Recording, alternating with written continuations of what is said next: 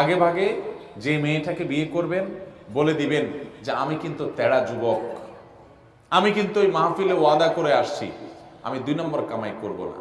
ডাল ভাত খেয়ে থাকা লাগতে পারে, অনেক সময় ডালও থাকবে না, এমনও হতে পারে লবণ ভাত খেয়ে থাকা লাগতে পারে, মরিচ ভাত খেয়ে থাকা লাগতে পারে।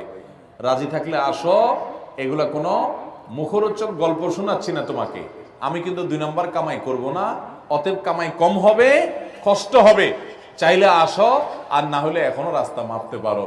আমাকে আইসা শাড়ি চুড়ির ডিমান্ড দিবা, অন্য চোরদের বউ, ডাকাতদের বউ, দুর্নীতিবাজদের বউ, তারপর রিলিফ চোরদের বউ, হারামখোরদের বউ, তাদের মতো দেখে দেখে কম্পিটিশন করতে পারবা না।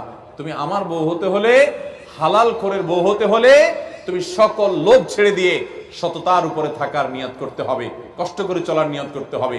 তবে যারা কষ্ট করে চলার নিয়ত করে আল্লাহ তাআলা এদেরকে সবচেয়ে সুখে রাখেন, শুধু আখিরাতে না দুনিয়াতেও। যারা চুরি করে কামাই করে বা 2 নম্বর পথে কামাই করে, আমরা বাহির থেকে দেখে মনে করি আহ কি সুখে আছে, অনেক টাকা পয়সা কামাই করতেছে, তাই না? কি গাড়ি বাড়ি চকচক করতেছে, ফক ফক করতেছে। ভাইরা, আপনারা অনেকে হয়তো এটা অনুভব করেন না যে ওই হারামখোর কিন্তু সবচেয়ে মনের কষ্টে আছে, কারণ সে জানে যে আমার দান পাইয়া হুজুর দোয়া করে দিচ্ছে আল্লাহ হাজী সাহেবকে মাফ করে দেন। হাজী সাহেব জানে আমি একটা চোর, হাজী সাহেব জানে আমি একটা দুর্নীতিবাজ, আমি একটা 2 নম্বর মানুষ। আরে হুজুর আমারে পাম্পটে দিলে কি হবে? মৌলবী তো আর জানে না যে আমার সব 2 নম্বর পয়সা। এই জন্য এটারে বলে অপরাধ বোধের অদৃশ্য দাহন, জ্বালা ভিতরে ছটপট করতে থাকে। মানুষ বলে হাজী সাহেব, সে মনে মনে আরে আমি কিভাবে কামাই করছি আমি না জানি। ভাইরা আমার, এই যন্ত্রণা তাকে কুরে কুরে শেষ করে। আর সৎ মানুষ তাকে যাচ্ছে না, পুছে না, দাম দেয় না, কিন্তু তার ভেতর থেকে একটা ফিলিংস হয় কি জানেন, যে আলহামদুলিল্লাহ আমার প্রতিটা পয়সা টনটন করে বাঁচবে, আমি হারাম কোনো টাকা কামাই করি নাই, হারামের সাথে কম্প্রোমাইজ করি নাই, চলে কষ্ট করি, মানসিক শান্তি পায়। এই জন্য নবী সাল্লাল্লাহু আলাইহি ওয়াসাল্লাম বলেছেন, লাইসাল গিনা বিকাসরাতিল আরদ ওয়ালাকিন্নাল গিনা গিনান নাফস। অনেক সম্পদ হয়ে গেলে এর নাম সচ্ছলতা নয়, আসল সচ্ছলতা হলো মনের সচ্ছলতা, যে আমি মনের দিক থেকে সুখে আছি। আল্লাহর অনেক বান্দা আছে, আমি তাদেরকে দেখার সুযোগ হয়েছে, ভালো মানুষ, তাদের তেমন কিছু নাই, কিন্তু তারা খুব হ্যাপি, খুব সুখী, তাদের কোনো আফসোস আক্ষেপ নাই। ওই বড় লোকের পয়সা দেখে তাদের ওই অসুস্থ প্রতিযোগিতায় লিপ্ত হতে মনে চায় না।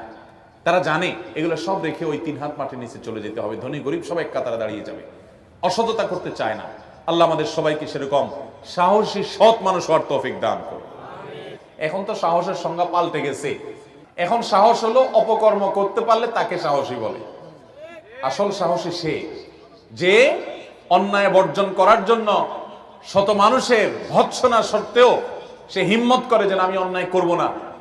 টাকা পয়সা হলে সবাই আমাকে পুষবে, কদর করবে, দরকার নেই, আমার অল্প টাকা, আমি গরিব থাকবো, কিন্তু আমার ভেতর বলবে আমি সৎ, আমার মধ্যে এক ধরনের সাহস কাজ করবে, এক ধরনের বীরত্ব আমি অনুভব করব যে আমি হারামে যাই নাই, চেষ্টা করবো না ইনশাআল্লাহ। আর যারা ছোট লোক, মানুষ দেখে তাদেরকে বাহবা দেয়, টাকা পয়সা গাড়ি বাড়ি, শয়তান ফুসলায় যে আরে একটু কামায় নে, এই মৌলবীর কথা শুনে যদি তুই ভালো হয়ে যাস তাহলে বড়লোক হবি কেমনে?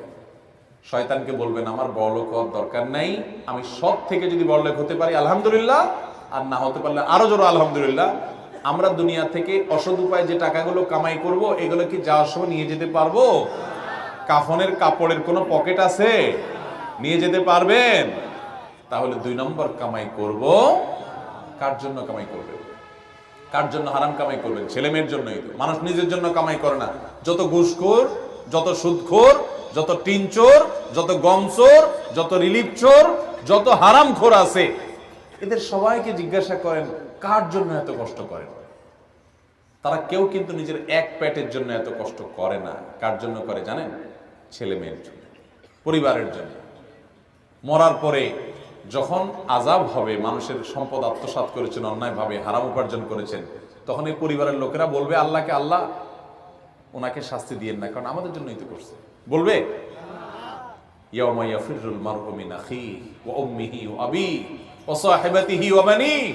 সেদিন মানুষ মানুষকে দেখে পালাবে, বাবাকে দেখে সন্তান পালাবে, মা সন্তান থেকে পালাবে, মা থেকে সন্তান পালাবে, যে না জানি আজকে দেখা হলে কোনো সব চেয়ে বসে, কিয়ামতের ময়দানে বিপদে পড়েছে, কেউ কারোর হবে না।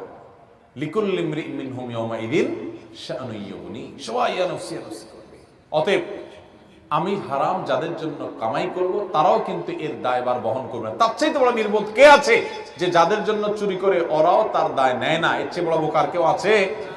তাহলে আসুন আমরা আজকের মাহফিলে শপথ করি, আমরা দুর্নীতি মুক্ত বাংলাদেশ গড়ব ইনশাআল্লাহ। আমরা নিজেরা দুর্নীতি করব না, দুর্নীতি সইব না, দুর্নীতিকে প্রশ্রয় দিব না। একটা কাজ আদায় করতে গিয়ে কষ্ট করা লাগে, কষ্ট করব, তারপরেও ঘুষ দেব না। ঠিক আছে না ইনশাআল্লাহ?